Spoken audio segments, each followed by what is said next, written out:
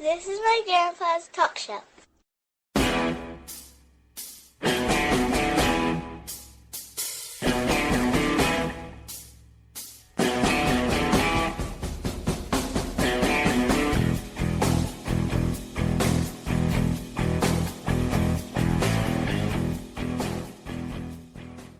Hello and welcome to Nature Talk News from the Sunshine State of Southwest Florida.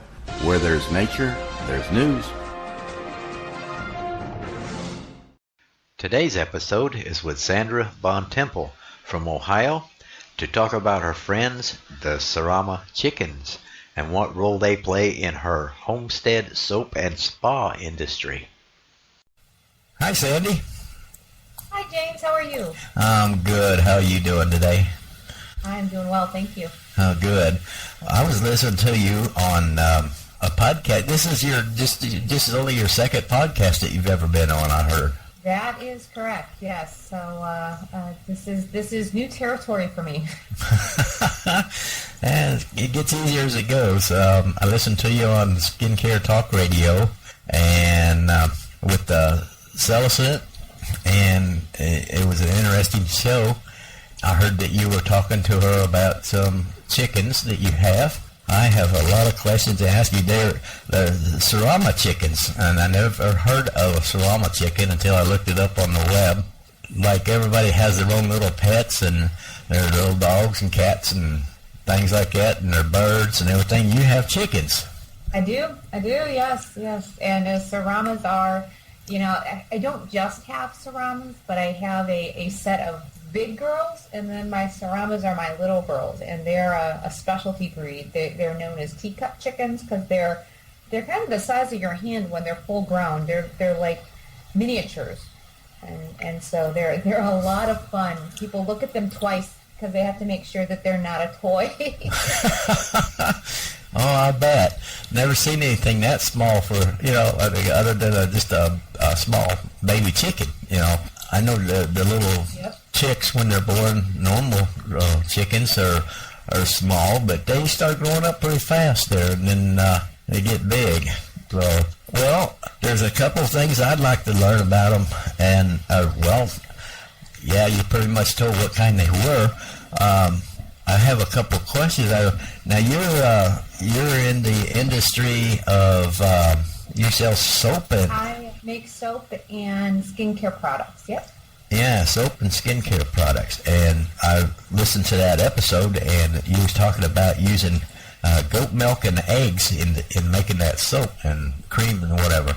And my question to you was, do you use the eggs from these chickens? I do actually, and the reason is that you find that egg yolk and egg white has lutein in it, and lutein it absorbs through the skin 3 times better than any kale or spinach that you would eat. So it's extremely beneficial for your hair and for your skin. And when you combine it with the benefits of goat's milk in soaps and lotions, you actually kind of have a little powerhouse here that when you combine those with the oils, it combats eczema, it combats the dry skin and the rashes, and you don't have to use the drugs and the chemicals. It happens naturally. Okay. And can you also eat the eggs? Are they good for you to eat them? Like I know you said you was at the market selling eggs yesterday, I think, when I was talking to you. And so do people buy those eggs to eat, or do they buy them for other reasons? Well, and actually, I don't sell my eggs. I actually, if somebody would like to have some eggs, I give them eggs. I sell my soaps and my lotions, and my eggs are used either for the family, or if someone is looking, needs some, especially with the way that prices have skyrocketed with some of the controversies out there with how the chickens are being raised and how well they're being cared for, that, I prefer to, if someone needs some, then they can certainly come and get them, but I wouldn't sell them. Oh, okay.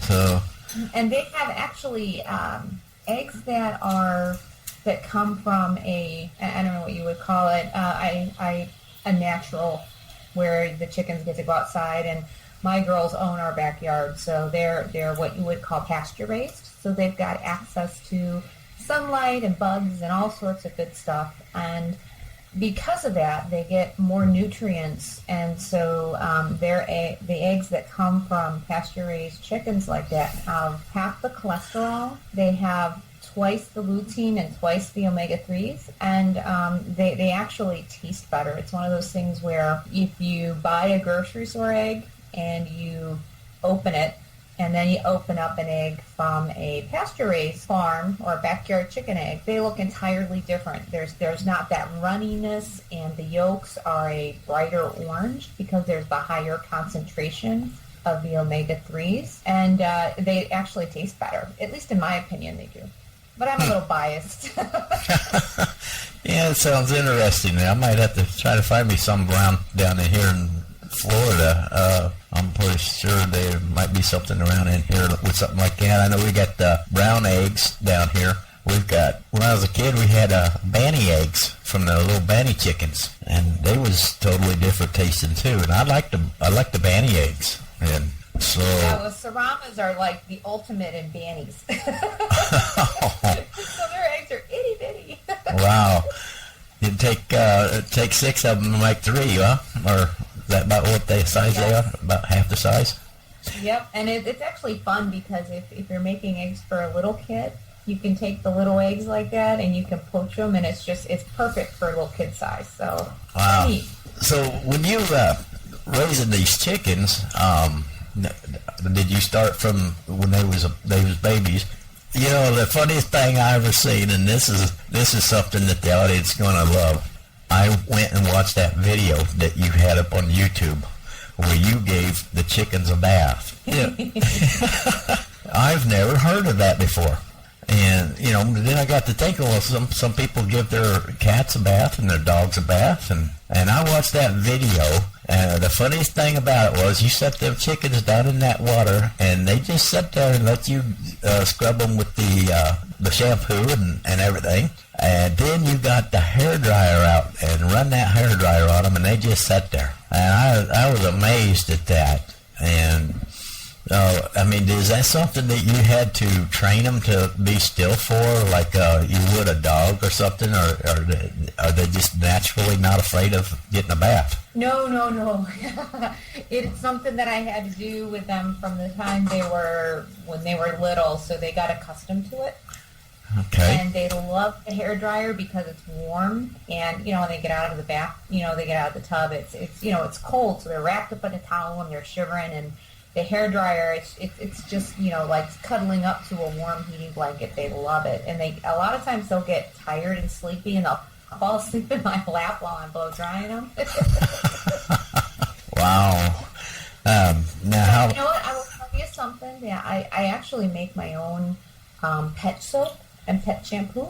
And I make it with neem oil and with baking soda. So I actually took my chickens all at once to the vet because I wanted to have them, I wanted to have them checked out, make sure that the new babies were doing well. And she actually had told me that those were the only chickens that she had ever seen that didn't have mites, because chickens usually have issues with that. Huh. Just like a dog would, they have issues with that. And I was like, well, they get bubble baths. Wow.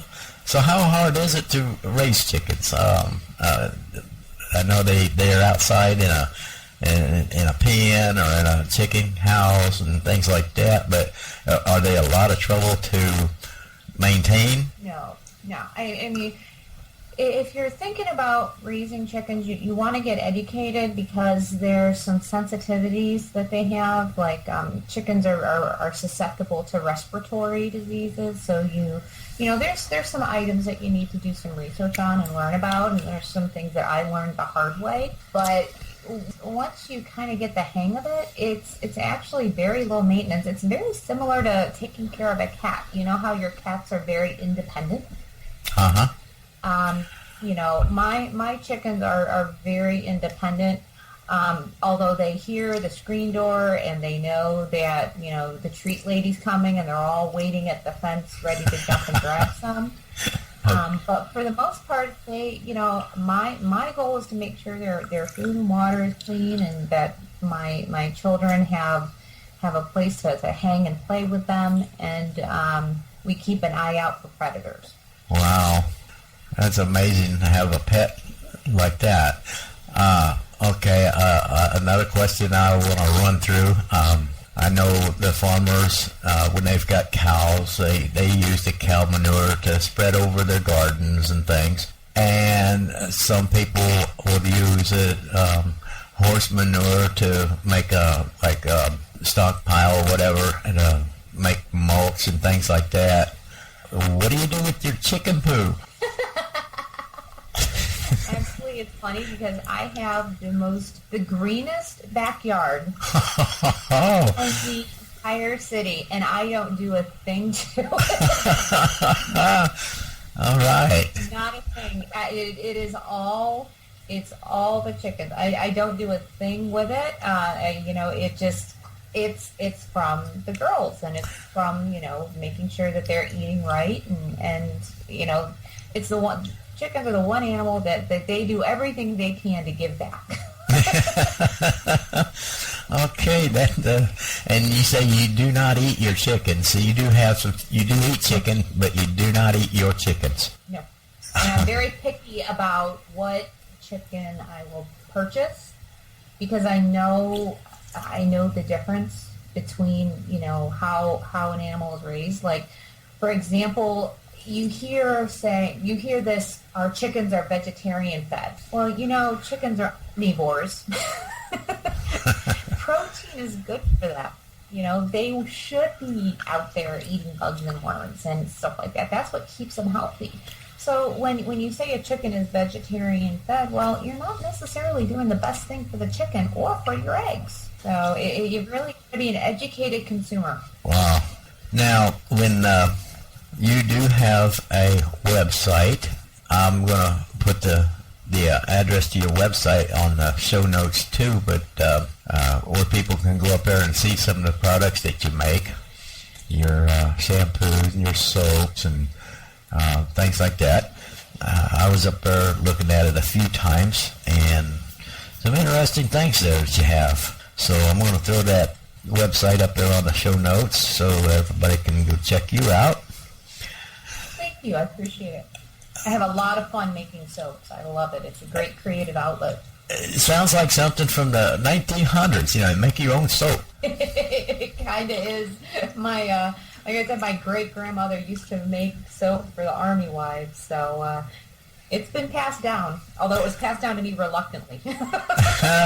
Yeah, and yesterday when I was talking to you on the phone, you were saying something about insect repellent for mosquitoes that you make. I sure do, and I actually use beeswax and jojoba oil and shea butter, and I melt that all, and I add in essential oils like lavender and citronella and tea tree, and I put it in a little push-up type of container, almost like a itty-bitty little, like a deodorant push-up container, and you take it, rub it on like your arm, and maybe just a little bit across your chest, just depending on what you're doing, and it protects your whole body from mosquitoes. And I have landscapers that just they absolutely love it, and the little balm actually lasts a very, very long time. It comes in a little 1 ounce container, and it'll last you the whole year. That's something we need down here in Florida. This is mosquito season, and I'm telling you, I've never seen so many mosquitoes in my life in the whole time I lived in Ohio. And of course, it doesn't never get cold down here, so they don't die off in the wintertime, and I think they just double every season. But yeah, you could just... I will tell you, when I went to Florida for vacation, I was in shock at how big your mosquitoes are. Yeah, everybody talks about how big the mosquitoes are in Texas. You know, everything's big in Texas. So they haven't been down here yet. These mosquitoes down here look like dragonflies with twin engines on them. Duck and cover. Every once in a while, my wife will smack me on the forehead. What are you doing? She says, there's a mosquito up there. Now, are you sure that she's not? I don't know. That might just be her excuse. I don't get the itching or anything. But yeah, I smack her like that sometimes on the arm or on the back or something like that, and she'll just turn around and look at me. A mosquito. You better have proof of it when you do that, though. You know what I can do, James? I might send you down a couple of them, and then you can try it and let us know what you think. Yeah. It's something that you could use. It'd be a good tester down here, wouldn't it? Oh yeah, I'd love to. Okay. Well, after the show, I'll give you my address, or I'll send the address to you in your email with them other links that I had for you. Okay, great. Yeah, and I'll send one for you and one for your wife. All right. Yeah, she'd appreciate that, because we've been using that DEET 100, and you can't really put it on your face. You can't, that stuff is nasty. If you just touch your lip with your finger or something, and it's terrible. Yeah, and it can cause some pretty tough allergic reactions too. Yeah. That's some pretty tough stuff. So I would really be interested in getting feedback from you as far as how you like it and if it works well for you. So I'll send that out. Yeah, we'll do that. We'll definitely get back with you on it, because, a good product like that, a lot of people will be interested in it, especially down here in the southern parts. Summer is a rainy season, and it rains every day, and the water sets, all over the place, and that's their home. They live here all summer. They survive off of us. Ooh. Yeah. Okay. Well, getting back to the chickens, I guess. Oh, I made just for you. Okay, this is just for you, because you were saying how awesome it might be. I don't know. Have you listened to any of our podcasts yet? I have not yet. That's actually my goal today, and it's what I'll be doing while I'm driving around delivering soaps, is listening to your podcast. Oh, okay. On this podcast, just so you'll have it on your show, we're going to take a little break here and be back in just a short. We'll be back after this commercial. For more information about Nature Talk News, you can email us at naturetalk@outlook.com, or you can visit our website at naturetalknews.com, and there you can send us a message, or you can send us a voice message. Also, you can listen to each one of our episodes straight from this page. Share this with a friend and let us know what you think of our Nature Talk News show. Okay, we're back, and we are talking with Sandra Bontempo from Ohio, and she is from the Homestead Soap and Spa, and like we mentioned earlier, that we'll have her address on our show notes and how you can look at her chickens. Yeah, you got your chickens on that website too, don't you? Oh, I sure do. Yep, and I've got pictures of roosters being cuddled, which I think that is a... Some people think that that's a misnomer. a rooster getting cuddled. Right. So I've got lots of fun stuff on there. Now, I asked you yesterday on the phone, and you said no, but I was asking you about your soap and stuff. You used the goat milk and eggs, and I asked you if you had your own goats, and you said no. And yeah, I mean, it would be nice if you could have them where you're at, but I don't think goats would be too much of a pet. Oh, well, and now, thing is, I was raised on a farm, and I have a funny story because I had a goat, and I named him Francis, and I got the stink eye from my grandpa, and I found out afterwards that his middle name was Francis.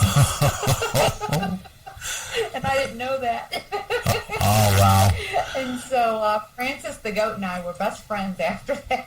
Oh, I guess you were. Goats are fun, but goats will eat everything. I mean, they'll like eat your clothes if you let them. Yeah.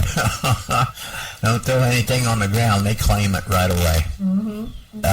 Now, you said you had a story about a possum. Oh, yes, I do. It's actually a recent one. I call it Sandy versus the possum, and the possum won.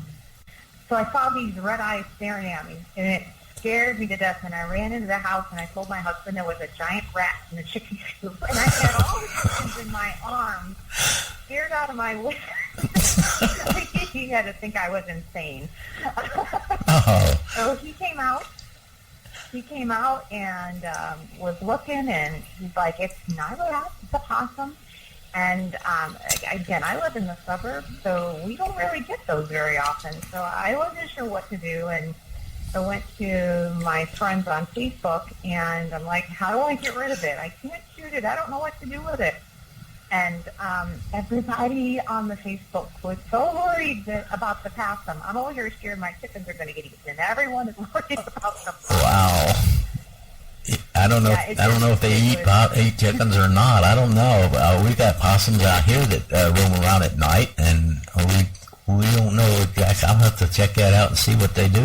Oh yeah, it was in the nesting box, and it was big, and it was a baby. Oh. So it just yeah, and then I found out that they you know, because my serranos are little, so they would be like little chicken nuggets to this critter. Right. So.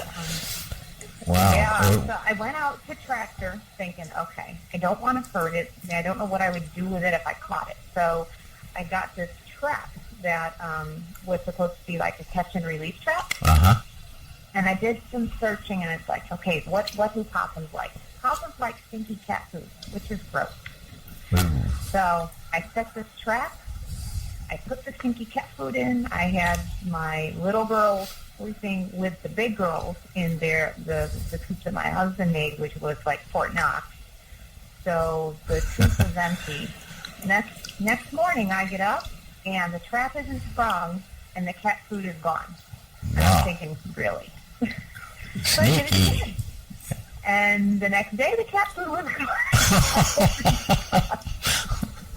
And my husband saying, okay, so now you have a pet possum. Oh. So after about a week of me buying cat food and feeding this possum and not catching it, I finally gave up, and I'm like, okay, the possum won. And I actually took some pictures and put them on Instagram saying, you know, possum 2, Sandy 0, possum 3, 0. That's cool. And yeah, when it was all finally said and done, I'm like, you know what? I'm going to completely reinforce the chicken coop. So I dug under it and put in stakes and really worked to reinforce it. The possum found itself another home because it stopped getting cat food from me. Mean old lady So I says think everybody ended up happy. that mean old woman, she just started feeding me all that gourmet food, and then she just stopped right there. Yeah, after about a week, it was apparent that that little possum was outsmarting the trap. Oh, hey, Sandy, it's been a real pleasure talking with you and getting all this information from you. Is there anything else you'd like to last minute say there before we end the show? Well, you know what? I just want to tell you thank you so much for giving me the opportunity to come on to your show.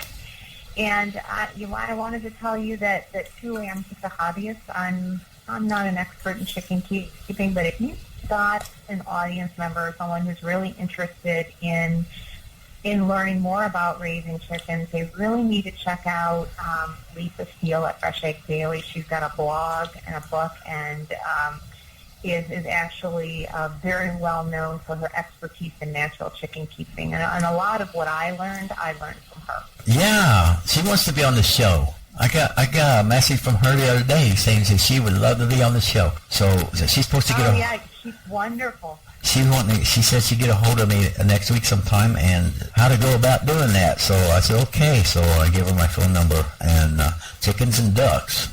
she's wonderful. As a matter of fact, she's going to be on she's on a Discovery Channel special. It's called Coop Dreams, and she's guest starring in it. And she writes for Poultry magazines, and she's just a very down-to-earth person who really cares a lot about what she does. She's got a passion for it, and, I learned a lot from her. Wow. Okay.